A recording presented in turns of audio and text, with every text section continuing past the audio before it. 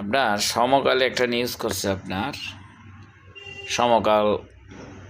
আমি অনলাইনটা দেখতেছি, সভাপতি পদ নিয়ে বিএনপির দুই পক্ষের সংঘর্ষ। বাঞ্ছারামপুর, কুমিল্লা। আমরা বাঞ্ছারামপুর কুমিল্লা না, এটা নরসিংদী ব্রাহ্মণবাড়িয়ার মধ্যে পড়ছে। বাঞ্ছারামপুর ব্রাহ্মণবাড়িয়া প্রতিনিধি লিখেছেন আপনার বাঞ্ছারামপুর। আমি গিয়েছিলাম বাঞ্ছারামপুরে, সেখানে আপনার রফিক শিকদারের অ্যাডভোকেট রফিক শিকদারের বিভিন্ন প্রোগ্রামে আমরা সংবাদ কভার করার জন্য গিয়েছিলাম। কুমিল্লার তিতাস উপজেলার মজিদপুর ইউনিয়নে বিএনপি ওয়ার্ড কমিটির চিন্তা করেন। ওয়ার্ড কমিটির সভাপতি পদ প্রার্থী নিয়ে দুই পক্ষের সংঘর্ষ হয়েছে। সেই ওয়ার্ড কমিটির পদ নিয়ে যদি এই মারামারি সংঘর্ষ হয় তাহলে কই যাবে? এগুলো যদি বন্ধ না করা যায় তাহলে আলোর মুখ দেখব না। এতে উভয় পক্ষের অন্তত 6 জন আহত হয়েছেন। রোববার শাহপুর গ্রামের শান্তির বাজারে এই ঘটনা ঘটে। জানা গেছে, গত শনিবার বিকেলে মজিদপুর ইউনিয়ন শাহপুরের গ্রামে 7 নম্বর ওয়ার্ড বিএনপির কমিটি গঠনের লক্ষ্যে শাহপুর সরকারি প্রাথমিক বিদ্যালয় মাঠে আলোচনা সভা হয়। সভাপতি পদে প্রার্থিতা ঘোষণা করার সময় শাহ আলম ও সেকান্দার আলী মণ্ডলের মধ্যে কথা কাটাকাটি হয়।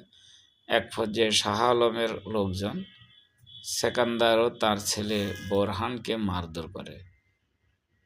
এর জের ধরে রোববার শাহপুর শান্তির বাজারে দুই পক্ষের সংঘর্ষ হয়। এতে উভয় পক্ষের 6 জন আহত হন।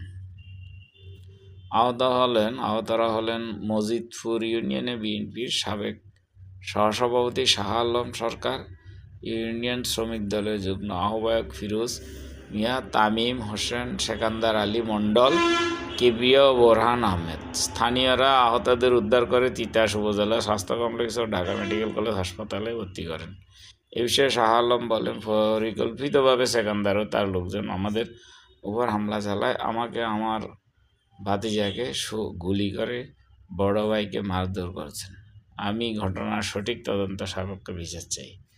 সেকান্দার আলী মণ্ডল বলেন, আমি দীর্ঘদিন ধরে বিএনপির রাজনীতি করে আসছি। ওয়ার্ড কমিটির সভায় আমি সভাপতির পদে শাহ আলমের ভাইয়ের বিপরীতে প্রার্থী হলে উপস্থিত নেতাকর্মীরা সামনে তারা আমার উপর হামলা চালায় এবং আমার ছেলেকে মারধর করে। আজকেও রোববার হামলা চালিয়ে আমাকে, আমার ছেলে, আমার শ্যালককে আহত করেছে। আমার শ্যালককে ঢাকা মেডিকেল হাসপাতালে ভর্তি করা হয়েছে।